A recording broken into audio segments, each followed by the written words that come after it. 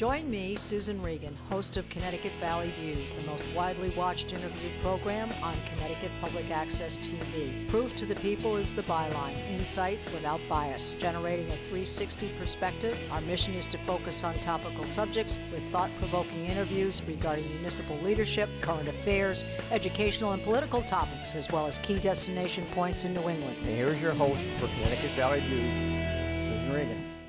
Hello, and thank you for joining me today. My distinguished guest is Sean M. Connolly, Connecticut's Commissioner of Veteran Affairs. It's a pleasure to be here in Rocky Hill today, and I thank you for giving us your time. Thank you, Susan. Great to have you with us. Welcome to our Rocky Hill campus, home of... First time. That's my first visit. Great to have you, and we want to welcome everyone here to campus to take a look at the great things that we're doing for our veterans here in Connecticut. Good. Well, you heard it. You have an invitation.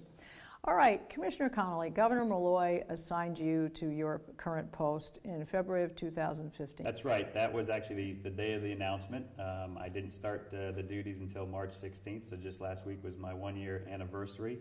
What a tremendous honor it was to be there at the Capitol and being announced to be able to have the great honor of representing our 200,000 plus veterans here in the state of Connecticut.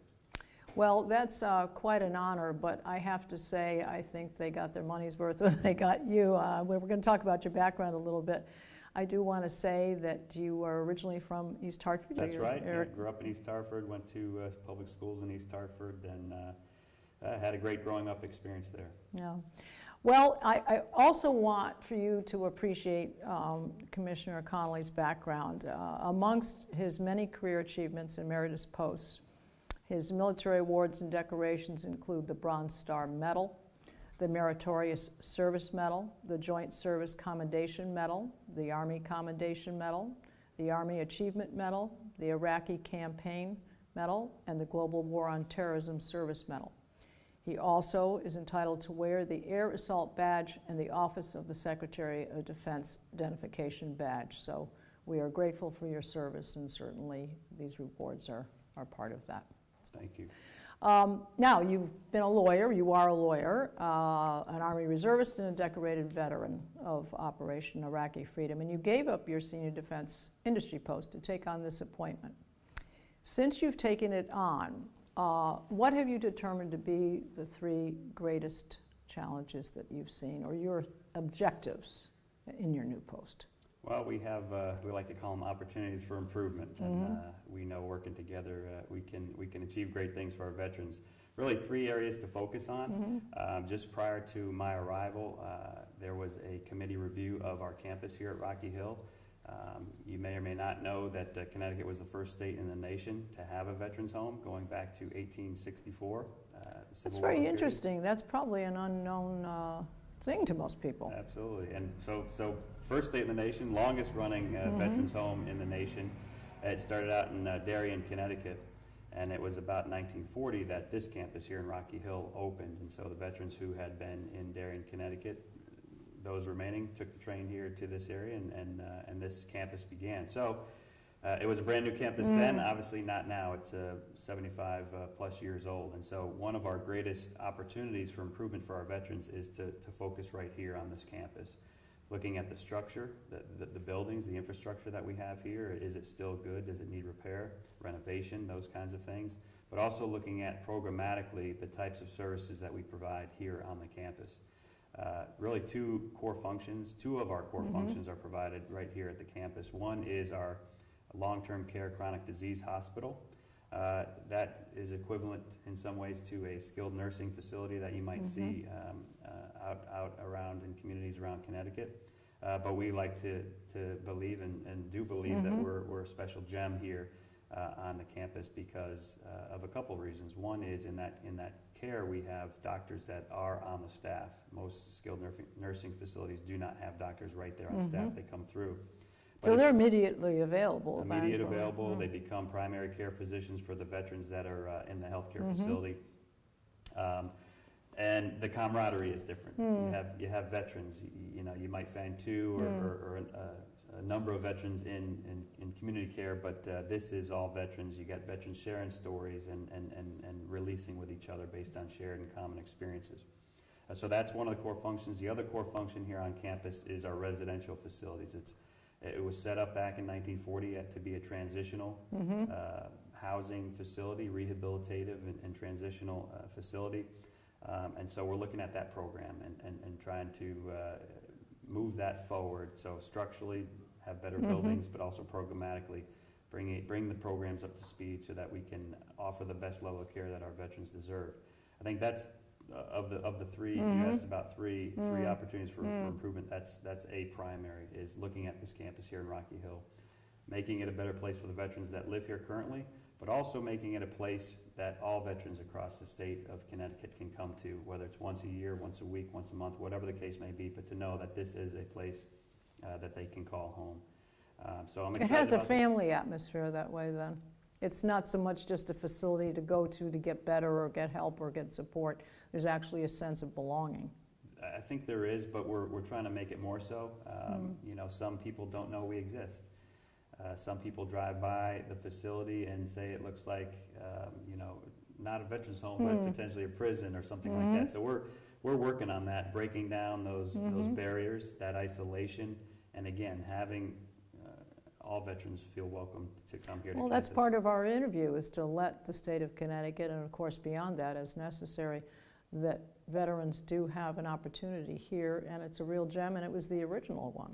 So really you've kind of set the template in many ways for Absolutely. it. But I think there are two key things you talked about. One, I like the idea that there's this sense of feeling that there just isn't making veterans feel better after coming back from war, but there's a sense that there's the long-term investment in making sure they're just well for the entire rest of their life, which I think is important. You don't want to feel as though you've been taken on, you're a subject that's finished, and then move you along and next person. There's a sense that there's a longevity to the services that are given here, and I think that's key. I think the other thing is too, is that there's a sense of there's a historic thing to war that happens and occurs to those who fight in the wars. So there is something to call on there, but the type of wars we've had and the experiences that have happened in wars have changed. So you want to meet those contemporary issues, if you know what I mean. Absolutely. So there's a basic thing, and then there's adjusting and adapting. Absolutely. I mean, today's veteran is a little different of a veteran. You know, as you know, our service members deploy multiple times in many cases, some up to 3, 4, 5, maybe more times than that. And so there's that constant, you know, deployment, being in service, being away from home, and being in those environments that you know, we don't want to see ourselves in, or see our family members in. So we're focused on that as well. We're working across the board to make this a true center of excellence for our veterans here in Connecticut. We're working with multiple state agencies. We're working with our federal VA partner. You know, we signed an MOA just weeks ago, a month or two ago maybe. And an MOA is? Sorry, That's all right. A memorandum of agreement. That's what I'm here for, ask questions. Yes, yeah, absolutely. Can't get away from the acronyms. No, I understand. Being in the military. The alphabet.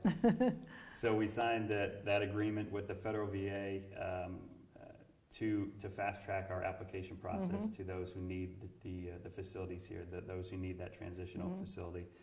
We've had a long application in the past, up to 20 plus pages, and so that the process took too long. So fast tracking it for those who are on their path to their best life.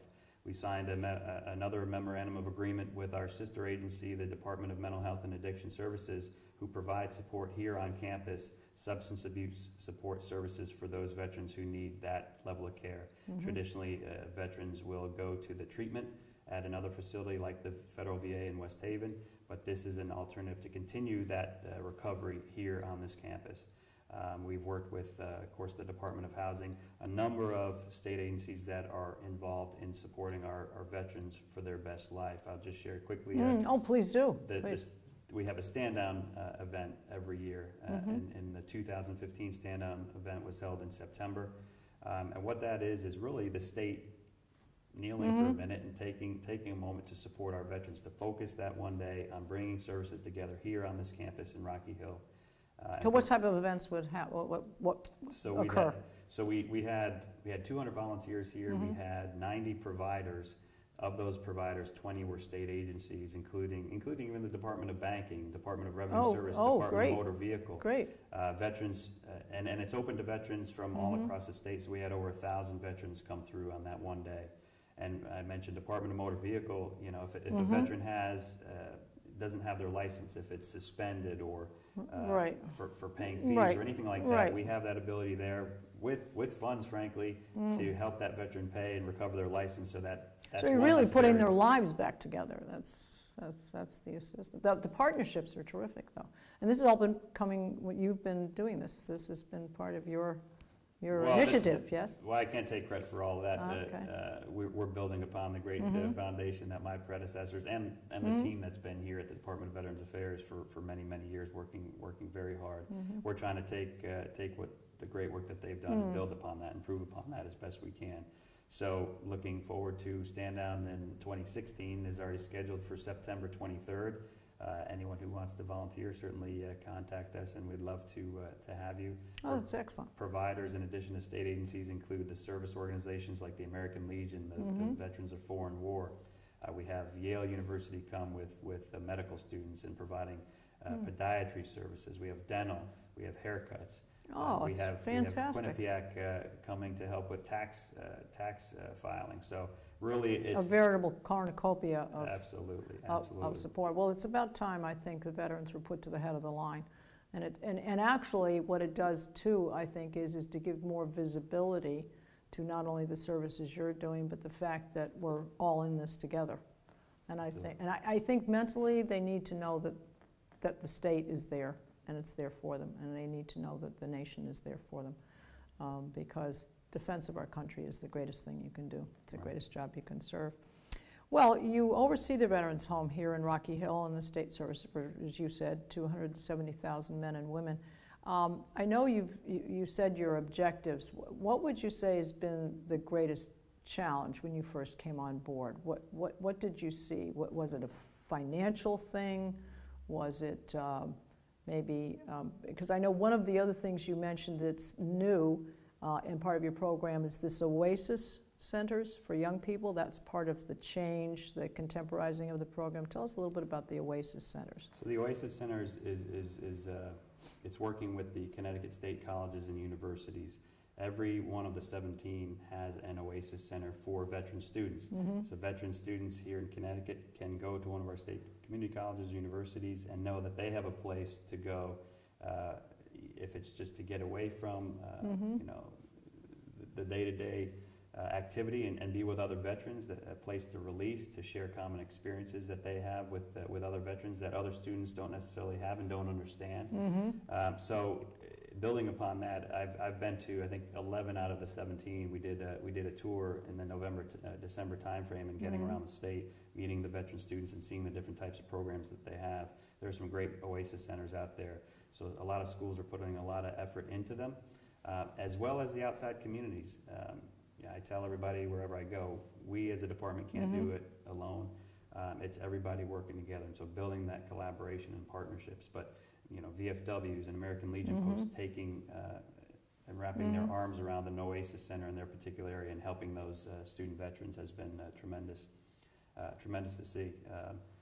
We've gone out and I've started meeting quarterly with state leaders of the veteran service organizations. We just had our quarterly meeting yesterday. Again, bringing in the state commanders of each of those veteran service organizations, sharing with them the things that we're working on, hearing from them what they have, what they're hearing feedback, from the field. yeah. Absolutely. Yeah. And then trying to get online together and figure out how do we best move forward for the benefit of our veterans. Connecticut it really stands out among many other states as a supporter of our veterans. We've got a lot of things that other states don't have. A couple are. It sounds like you get ahead of the curve. You're not knee-jerk reacting to needs. Well, we're trying not to. We're trying to learn from other states' best practices as well. But here in Connecticut, tuition waiver at every state. I was going to ask you about the educational thing. Right, the state colleges and universities. If you're a veteran, you can work towards a degree program, a certificate program, tuition free. And so that's a real incentive for our veterans. The legislature recently passed, well, just last year, and the governor signed the bill that made military retired pay 100% tax exempt. Oh, that's a tremendous benefit. Absolutely. So Yeah. building on those things, Yes. and I see us as being a destination state for veterans, frankly. Mhm. Of course, those veterans who have gone off to serve and are from Connecticut to come back home, but a place for other veterans to come to as well. We have over 30,000 veteran-owned businesses. We work with the great Connecticut Veterans Chamber of Commerce that works with new businesses. They have their own Chamber of Commerce. That's very Absolutely, interesting, yeah. too. Michael Zakea was instrumental in getting that started, as well as Andrew DiSilvestro, the Executive Vice President. Michael runs the Entrepreneurial Boot Camp for disabled veterans out of the UConn Hartford campus. Another great piece, and you'll see Michael around on various veterans issues. So really a lot of exciting things happening. I mentioned the campus. I really, my How vision- large is the campus, actually, about acreage-wise? 92 acres. Okay.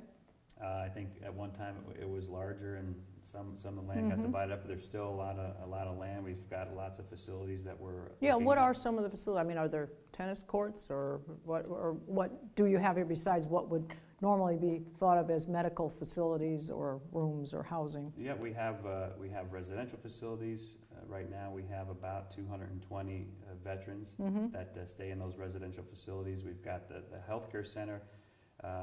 That's our newest building, actually. We had the old hospital that goes back to 1940, but the new healthcare center was built in 2008, so it's a state-of-the-art facility. We've got about 110, 112 veterans there now, with capacity up to 125. Do you find the ebb and the flow of your capacity to take them in, you're meeting that need?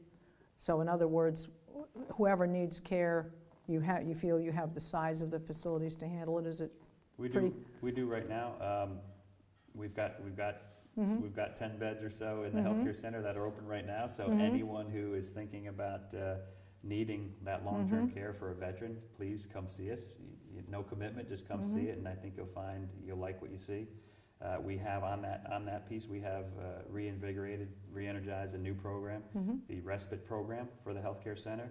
The respite program is for those family caregivers out there in the communities in Connecticut who are caring for a veteran, and they need a break too. A lot of times that was the other thing I was going to say too, the extended family thing, because you say helping the veterans, but then so that is part obviously of extended families and their need, because you're right, they need a rest. That's true, and they need to have a feeling that they are understood as well when they run out of patience or run out of energy or hope for better times. So that's absolutely. So we offer now 28 days of free care for that respite care. Terrific.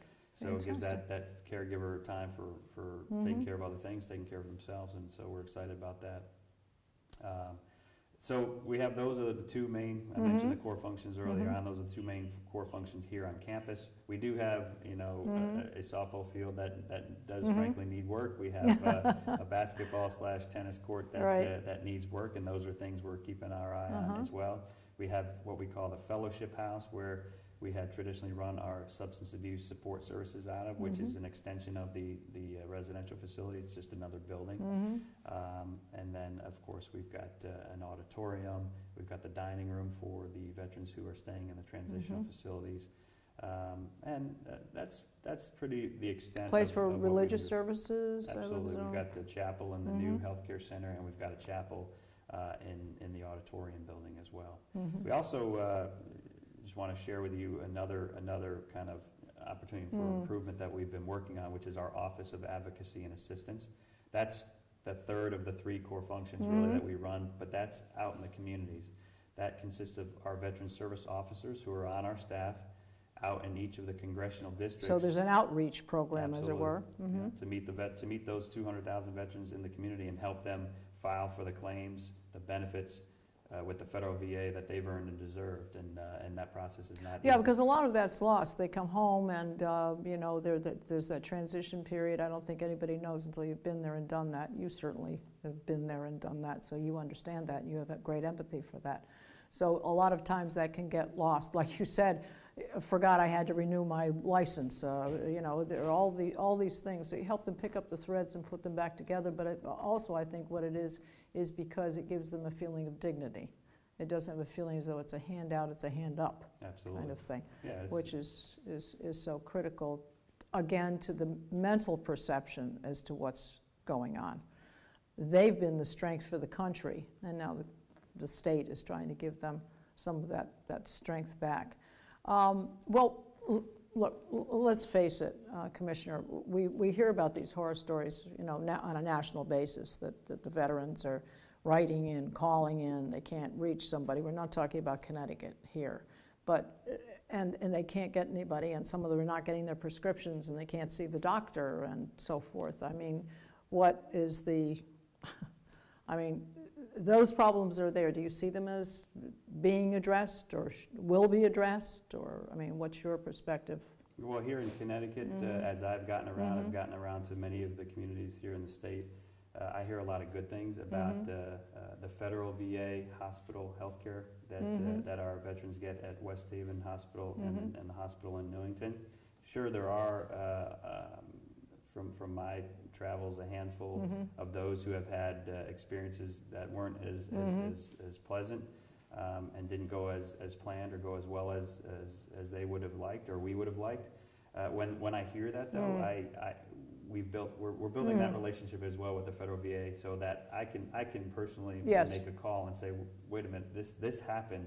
Do you know about it? Yes. Is it being addressed? Is it being addressed so that it doesn't happen again to another veteran? So I feel good about that. I don't, of course, like to hear any bad experiences for any of our veterans, but on balance, here in Connecticut, I think we compare pretty favorably with other states in the nation, and I'm talking about the federal VA. No, I understand. Yeah.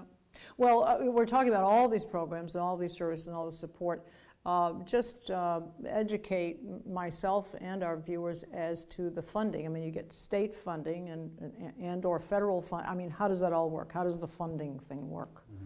So we are a state agency like any other. We do get a budget as part of the general appropriation in the budget that comes out. You know, Will that be do you think you could get short-sheeted this year because the budget's in such dire straits, or can you hang on to that?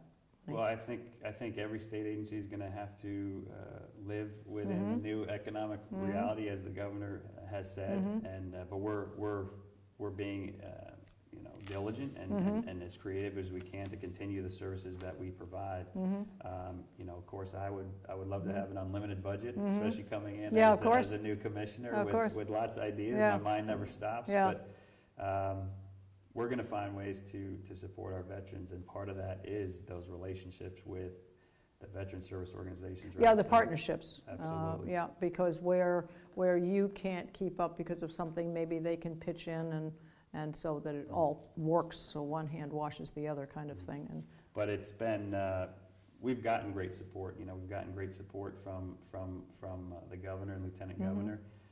You know, there's a lot of projects that they had going in the veterans arena prior to my arrival, including the homelessness issue with our veterans and combating against that. Of course, the state legislature, there's many legislators who have veterans foremost in their minds. Other state agencies who I can call, commissioners at other state agencies who were there for us when we needed, bringing their expertise to the table, like Commissioner Delphin Rittman at Department of Mental Health and Addiction Services, Commissioner Klein at Department of Housing, you know, the many agencies that are out there, Commissioner Harris at Consumer Protection. So I feel good about being able to reach out and that. Well, you've made those relationships, and once you make those relationships, like you said, it's only a phone call away. Right. And you can make those things happen. Well, the quality of care is good in your facility, and in particular in Connecticut. And you said you have resident doctors and so forth. Do you see that there could be a greater challenge in meeting those needs with doctors and nurses or physician's assistants or facilities? Do you think that that will become more and more a priority? In other words, that's kind of where the other walk-in clinics and other things will need to make. Do you foresee that to be that way? I think, Yeah, I think in the healthcare world, well, generally across the Right. board, there's a need for medical professionals, but particularly at the federal VA, you know, trying to recruit and attract medical professionals to work for the Federal Department of Veterans Affairs has been somewhat challenging from my outside view. You know, the Congress, I think, is proposing different options for trying to attract those professionals. The reason I say that is because there are barely enough doctors to take care of the general public, so that's why it's such a critical thing. Well, having said that too, with regard to the veterans who have been helped and are in a good spot in life, do they come back and help support other veterans? Do they come back to the program? Absolutely. Well, so veterans who have actually stayed here on the campus, you see them around, but veterans overall across the state, they're the biggest supporters of veterans. They're veterans, and so you can come almost... Even hiring them for jobs? Absolutely. I mean, you know, we're about 240 employees for our agency, and we've got a good number of veterans. I think it's about, since I arrived, you know, we don't have too many hires with a small department like we are, but 40 to 50% are veterans that have come on board. But on any given day that you come to the campus, you could go up to the healthcare center, go to the residential facility and find a bingo game going on, or some other recreational event. And a lot of times it's a veteran or a group of veterans that are there volunteering to support our veterans here on the campus. So it's tremendous to see, again, getting around the state. I was in Putnam last week at a local post, American Legion Post meeting, being with those veterans, seeing all the work they're doing in their local communities is amazing to me. So, and tremendous honor. Well, the outreach program, I think, is good because there are people out there, there are veterans out there who, as you said, may not even be aware that this facility is here, or maybe they're aware the facility is here, but they don't think it goes beyond medical services, and that you have so many programs going on, and as you said, the Stand Down program, and all of these things. And so by the advocacy program, they're going out and letting them know so that they can actually start to participate in it and put their lives together. Right. But one of the things we want to point out that's incredible, and I think you touched on it, Governor Malloy recently announced that Connecticut became the second state in the nation to end veteran homelessness. And to that point, the U.S. Department of Housing and Urban Development and the U.S. Department of Veterans Affairs, Governor Malloy received word in mid-February that Connecticut has met the necessary criteria for ending veteran homelessness. So I think that's a feather in everyone's cap, let's put it that way. Well, I'd like to thank you very much for your time. I think we've covered a lot of subjects. Hopefully what we've done is broaden the field of vision, as it were, towards what your group does, all of the support that you provide to the veterans, the fact that you have a lot of programs in place to meet the needs in the future of the veterans, and I think that's tremendous. We're in debt to you as we are to the veterans themselves, so it's very, very exciting. And if you would like to find out more information, I'm going to give your website. That is www.ct.gov/CTVA. So it's been a real pleasure speaking with you. Thank you. I thank you for your time. I congratulate you on the work that's done, and I thank you for all the work that I know you'll be doing going forward. Thank you so much. Okay, Great a pleasure. to have you. It's been a pleasure. And I'd also like to remind you that you can see all of our programs. We're on Facebook, and all of our programs on our website at www.ctvalleyviews.com. This is Susan Regan. Thank you for joining me in bringing proof to the people.